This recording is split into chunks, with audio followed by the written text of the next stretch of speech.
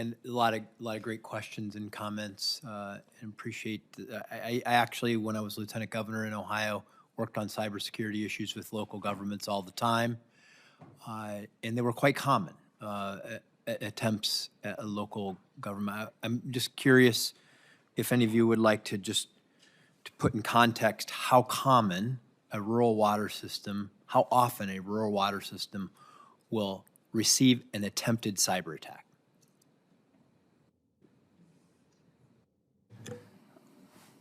Everybody's looking at me, so I was going to let you choose. Yeah.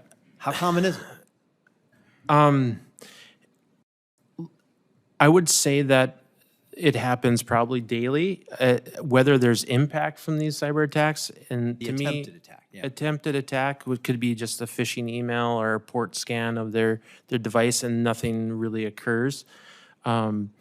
I do know that we've had some in North Dakota that have risen to where it's been passed on to the state and local information center to investigate and provide some technical assistance on investigating what happened there. But a true number, It happens daily. I would say daily, yeah. And to Senator Ricketts, made a very good point about, migrating your systems to a cloud-based system, because that, in almost every case I know of, is a preferable way to manage it. Would you agree with that? There's definite advantages, like I said. Personally, what I like the most about But that's that, the advice you would give yeah, to somebody. yeah, It's just general advice. And then, but I also have learned in the past that it's, despite the training, despite the systems and all that, it's usually a human error that leads to this. And so that's the training, that's the awareness. And I see all your heads nodding. Please feel free to speak up on that if any of you want to make a point about the importance of that.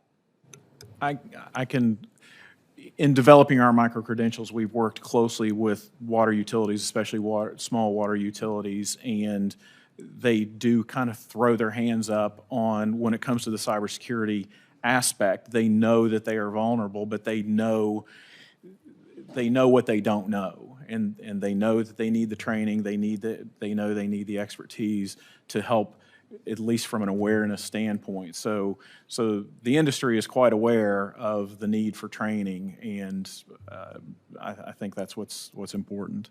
Yeah, I would just echo that again. I think the phishing campaigns that are out there are becoming more sophisticated, and that's a simple email. And we all get 1,000 emails a day sometimes, and you're scrolling through, and you can actually hit the wrong button and automatically go to a link that could cause a lot of problems, a lot of harm. Don't click on links.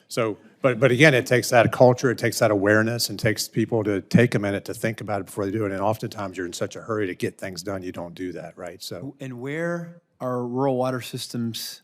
I mean, do you think they know that? Do you think do you think they're aware of that? And then I want to add, and then what should they do if there's a breach? What if they have what is it that they're supposed to do? What's the first thing that they're supposed to do? First, yes, I think generally they're aware that there's phishing attacks and things of that nature. The first thing they should do, if they're under attack, is reach out to that trusted resource. For most people in North Dakota, that would be, probably their memberships or their systems IT group that they work with. And after that would be North Dakota SLIC, which is State and Local Information Center, and so on and so forth. And hopefully that State and Local Information Center can direct them into the resources that they need. Yeah. And I think one thing, if I could, the utilities really pride ourselves on being prepared and having a plan. I think one of the most important things for every utility, whatever size, is to have a cyber response plan. So you know what to do if and when it happens, because you're ill prepared to think clearly in that moment. So to know what you need to do and address that is something we should all be aware of and have on our ready. Yeah. And is there a federal agency that you would inform, and if so, who? I would guess, CISA is be the obvious choice. Yeah. I again want to echo my comments earlier about water ISAC and how I think it could play a critical role in connecting utilities so that when incidents occur, no matter where they are, they can be brought to light and shared with others across the country in a very expeditious way so we can guard against that happening somewhere else for the same vulnerability. Yeah. Well, I will just close. I know my time is running out, but from my research, most of the attacks come from North Korea, Iran, Russia, and China. They don't come from Ukraine or Israel. And I just want to note that. Thank you, Madam Chair. Thank you, Senator Schiff.